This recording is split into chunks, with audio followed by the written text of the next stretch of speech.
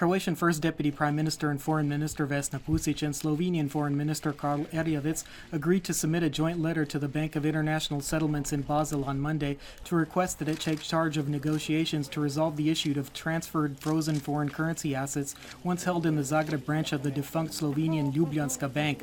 Pusic stressed that the Croatian side is not withdrawing any of its claims and that it will work to resolve this problem under the auspices of the BIS in Basel, while all lawsuits filed against the bank from Croatia will be suspended.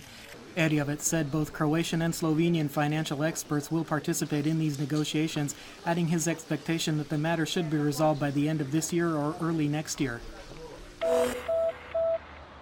Turning to world news, security forces shot dead at least 3 supporters of deposed Egyptian President Mohamed Morsi on Friday as a crowd of hundreds tried to march towards the military barracks in Cairo where he is being held by the military that overthrew him.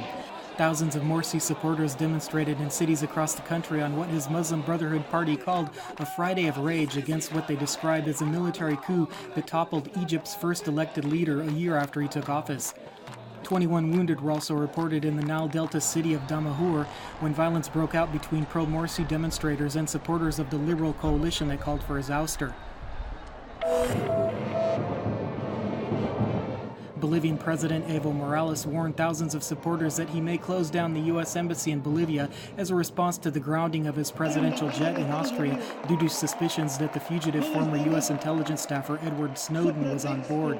South America's most outspoken leftist leaders gathered for a summit in Cochabamba, Bolivia, to rally behind Morales. Most were quite vehement in their criticism of the U.S. and the European states responsible for this incident. Despite the rhetoric, however, no Latin American country has offered asylum yet to Snowden.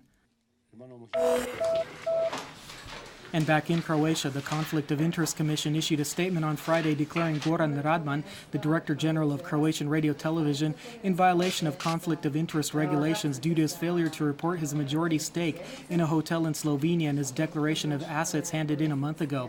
Speaking at a press conference to respond to the Commission's finding, Radman said he would not resign and only leave his post if formally dismissed by the Croatian Parliament.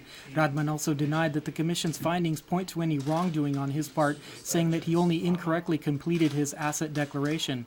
He further asserted that he will no longer tolerate the conspiracy, as he put it, against Croatian radio television, for which he blamed politicians, special interest groups, and reporters covering the national broadcaster, which prompted some of those very same reporters to demonstratively leave the press conference before its conclusion. In sports, at Wimbledon, Serbia's Novak Djokovic is the first finalist. This after Friday's semi-final match in which he defeated Argentina's Juan Martín del Potro 7-5, 4-6, 7-6, 6-7, 6-3. And finally, the weather forecast for Croatia tomorrow. Skies will be mostly sunny on the Adriatic coast, accompanied by very warm conditions with no precipitation.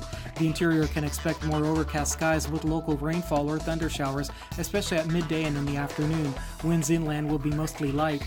Moderate to strong northeast winds will hit the coast, with a northwesterly blowing on the open seas.